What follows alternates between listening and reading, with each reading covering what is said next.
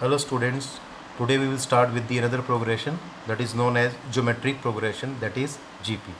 Now the definition of GP is a sequence of non-zero numbers is called a geometric progression, that is GP, if the ratio of a term and the term preceding to it is always a constant quantity. The constant ratio is called the common ratio of the GP. इसका मतलब ये है कि अगर किसी sequence की में किसी टर्म को उसकी प्रीसीडिंग टर्म के साथ डिवाइड करें तो उसका जो रेशो हो वो एक कांस्टेंट नंबर हो और वो थ्रू आउट दी सीक्वेंस हो, मतलब सेकंड टर्म को फर्स्ट टर्म के साथ, थर्ड टर्म को सेकंड टर्म के साथ, फोर्थ टर्म को थर्ड टर्म के साथ अगर डिवाइड करते हैं तो हमेशा जो आंसर आएगा वो सेम आना चाहिए, दैट इज़ ए कांस्टेंट आना चाहिए। और वो जो कांस्टेंट रेशो आएगा उसको कहते हैं कॉमन रेशो ऑफ जीपी, ठीक है, और वो सीक्वेंस कहलाती है जीपी। इन अदर वर्ड्स हम कह सकते हैं कोई भी सीक्वेंस है, sequence A1, A2, A3, dash dash dash, AN, dash dash is called a GP if AN+1 by AN equal to constant. मतलब अगर हम किसी टर्म को उसकी प्रीसीडिंग टर्म के साथ डिवाइड करते हैं या प्रीवियस टर्म के साथ डिवाइड करते हैं तो आंसर हमेशा एक कांस्टेंट होना चाहिए for all values of n belonging to n, और यहाँ जो n है वो एक नेचुरल नंबर है। For example the sequence 4, 12, 36, 108, dash dash dash is a GP. ये एक जीपी है, क्यों? क्योंकि अगर 12 को 4 से डिवाइड करें या 36 को 4 से डिवाइड करें या 108 को 36 से डिवाइड करें तो आप देखेंगे जो रेशो आएगा सबका वो सेम आएगा, दैट इज़ ए कांस्टेंट आएगा, ठीक है। हेयर फर्स्ट टर्म, यहाँ पे जो फर्स्ट टर्म है वो a इक्वल टू 4 है, तो जीपी का जो फर्स्ट टर्म है उसको भी डिनोट हम किससे करते हैं? स्मॉल a से करते हैं। तो देखिए यहाँ पे फर्स्ट टर्म 4 है और कॉमन रेशो जो है जिसको हम स्मॉल r से डिनोट करते हैं, अभी मैं बताऊंगा आगे, और वो कितना आएगा यहाँ पे 3, क्योंकि ये आपका रेशो था, इसको कांस्टेंट रेशो या कॉमन रेशो कहते हैं। तो कॉमन रेशो जो है वो यहाँ पे स्मॉल r बोलते हैं उसको, और वो 3 है। यहाँ मैंने लिख दिया है the first term of a GP is denoted by small a and common ratio is denoted by small r, ठीक। शो दैट दिस, एक क्वेश्चन हम ले रहे हैं यहाँ पे, that is a question. Show that the sequence given by an equal to 3 into 2 raise to power n for all values of n belonging to n is a GP. Also find its common ratio. आपको बताना है ये जो किसी sequence का nth term है ये किसको रिप्रेजेंट करता है? ये GP को रिप्रेजेंट करता है। तो देखते हैं, वी हैव an दिया हुआ है 3 into 2 raise to power n। अब यहाँ से फाइंड कर लेते हैं an+1 क्या होगा। तो an+1 की अगर वैल्यू निकालेंगे तो जहाँ n है वहाँ पे n+1 कर देंगे, तो ये 3 into 2 raise to power n+1 आएगा। तो an+1 ओवर an की वैल्यू अगर इन दोनों का रेशो निकाला जाए तो देखिए क्या आएगा, 3 से 3 कैंसिल हो जाएगा और 2 raise to power n+1 over 2 raise to power, तो बेस सेम है आपके, तो इसमें पावर सब्ट्रैक्ट हो जाएंगी तो 2 बचेगा यहाँ पे, क्योंकि n पावर कैंसिल हो जाएगी 2, and which is a constant for all values of n belonging to n। तो आपने क्या देखा, ये जो रेशो है ये कांस्टेंट आ गया, ठीक है, for all values of n belonging to n। n की कोई भी वैल्यू पुट करेंगे तो ये 2 ही आने वाला है। That implies the sequence is a GP with common ratio 3। तो आपने देखा ये सीक्वेंस जीपी है क्योंकि इसमें an+1 ओवर an की वैल्यू क्या आ रही है? कांस्टेंट आ रही है, ठीक है। चलिए, ज्योमेट्रिक सीरीज़ क्या होती है? If a1, a2, a3, dash dash dash, an, dash dash dash is a GP.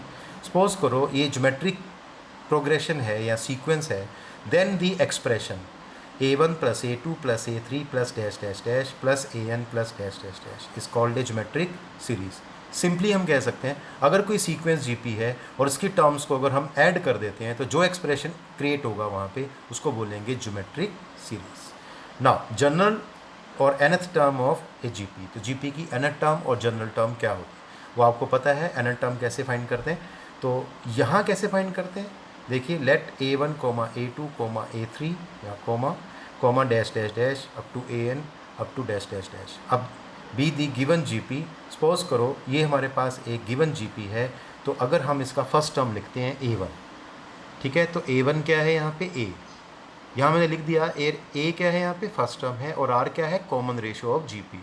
अगर ये सपोज कर लेते हैं तो आप देखेंगे जो फर्स्ट टर्म होगी वो a होगी। अब a को क्या लिख सकते हैं? a into r raise to power 1-1, क्यों? r की पावर 0 1 होता है, तो इसको हम इस फॉर्म में लिख पाएंगे। a2 क्या होता है? a2 क्या होता है? ar। सेकंड टर्म क्या होती है इसकी? ar होती है, ठीक है। तो अगर सेकंड टर्म इसकी ar है तो ये कैसे लिख सकते हैं? a into r raise to power 2-1, क्यों? 2-1 फिर से r की पावर 1 ये आ जाएगा। A3 को क्या लिख सकते हैं, ए आर स्क्वेयर। और अगर ए आर की फॉर्म में लिखना हो इस तरह की फॉर्म में तो कैसे लिखेंगे, a r raise to power 3-1। ये हमने जानबूझ के इस फॉर्म में चेंज किया। जैसे ए को लिखा a r raise to power 1-1, a r को लिखा a r raise to power 2-1, a r square को लिखा a r raise to power 3-1।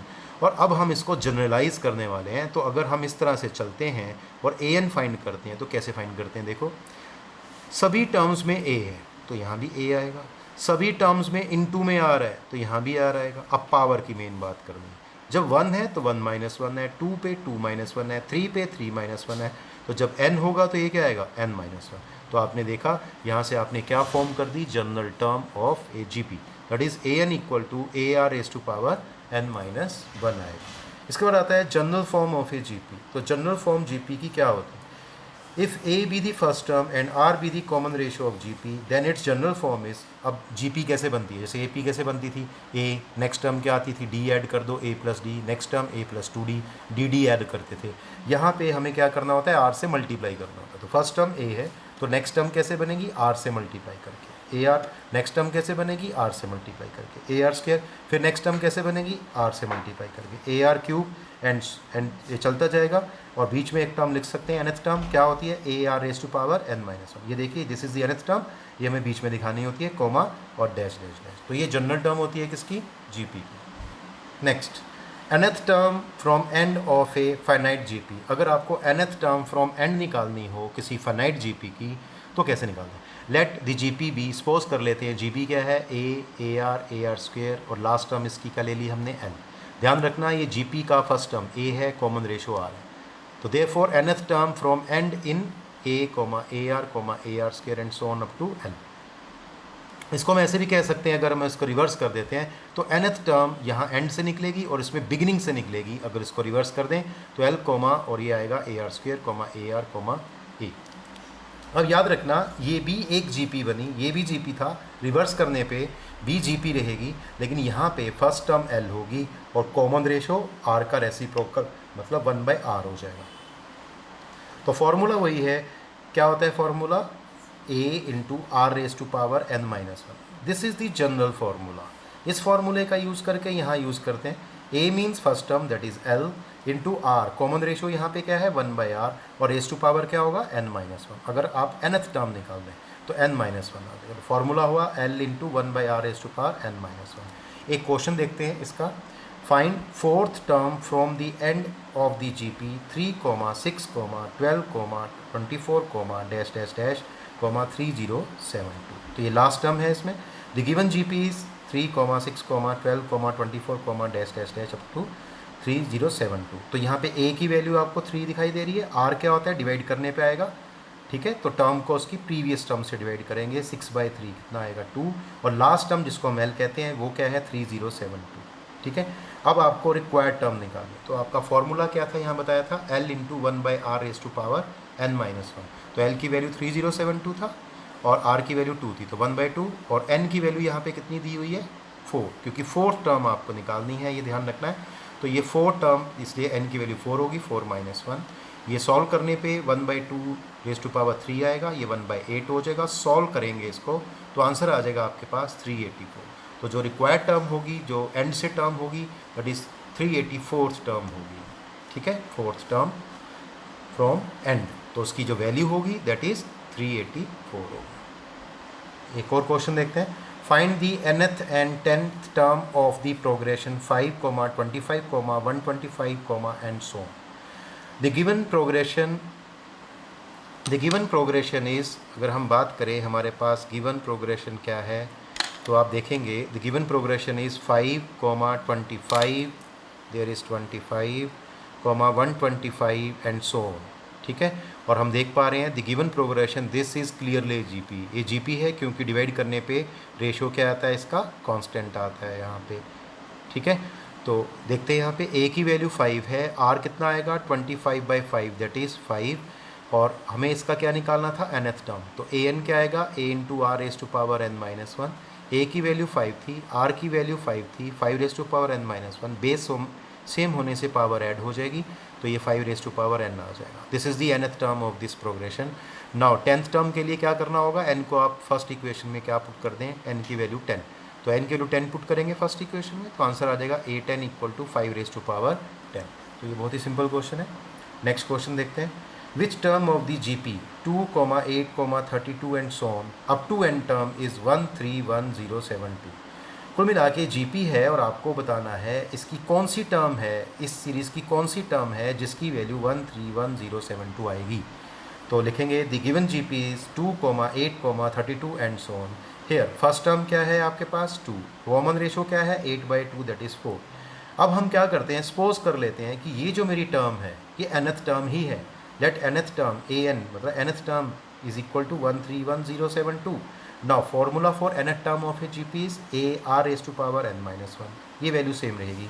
a की वैल्यू 2 थी, r की वैल्यू 4 थी, ये आ गया 2 से हमने डिवाइड कर दिया इसको, 2 से डिवाइड करके आया 65536, ये 4(n-1) आ गया। और आपको चेक करना है ये जो नंबर है 4 की कितनी पावर में आता है, तो ये 4(8) आता है। बेस सेम होने से पावर इक्वल हो जाएगी यहाँ से n-1 equal to 8, n equal to क्या हो गया 9। तो देयरफॉर हमें बताना था किस टर्म की वैल्यू ये आएगी, तो therefore a9 means 9th term की जो वैल्यू है वो 131072 है। तो that is a good question.